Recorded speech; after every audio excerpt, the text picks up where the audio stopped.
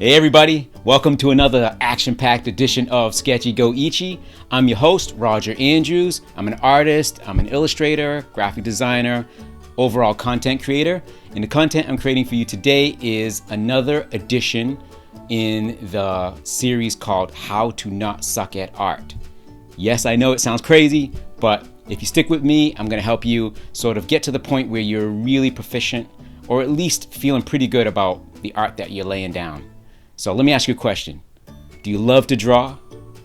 Do you love to watch people who love to draw? And finally, do you just love art in general? If you do, this series is for you. So, enjoy.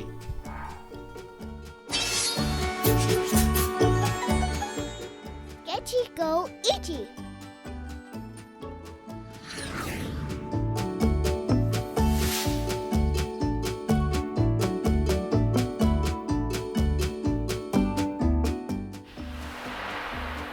And we are off once again. So, how to not suck at art? Part 4. Composition is king, as you just read. Composition is king. It is maybe not the most essential part of drawing successfully, but it's up there. So let's get into it. All right.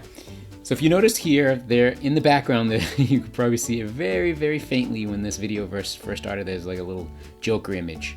And for those of you who have been following along and checking out some of my previous videos, I had done a sort of Joker in the barber chair being snipped by Batman not several months ago, a couple of months ago.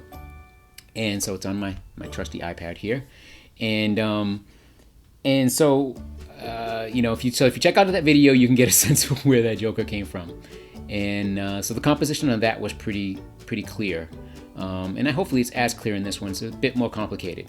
So in honor of Star Wars Rise of Skywalker, I'm doing a Kylo Ren piece, similar scenario to Joker getting snipped in that barber chair. In this case, you're going to see as the sketch emerges, who the potential barbers are in the Star Wars universe. Okay, so composition. What do I mean by that? Essentially, it is the definition, at least as I see it. This is not in Webster's dictionary. How I see it, the composition essentially means how elements are arranged on a page in the most effective manner, or the most dynamic manner, or the manner in which it makes things the most readable.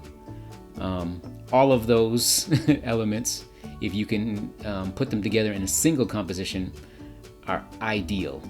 Readability, dynamics, and just overall positioning of the elements on the page in the most pleasing way possible. So if you're looking at the sketch as I go along, and you're starting to see who the culprits are, who are giving our buddy Kylo a cut. All right, so we've got a little Chewbacca in the background, and we have Rey in the background as well. And I think at some point I throw BB-8 in there for good measure. But the key element is how I'm composing each of these characters individually. What amount of space they take up, and what amount of space is left as what we call like white space or dead space, or some of my students might know this phrase when I refer to it as dead space, that sort of space in between shapes, in between characters, in between vehicles, or any other, trees or anything that you would render. If the space in between sometimes creates what is called kind of a dead space or extra white space. And in some composition, that's a great thing, to have this vast area of openness with elements that sort of play off of that or exist in that open space.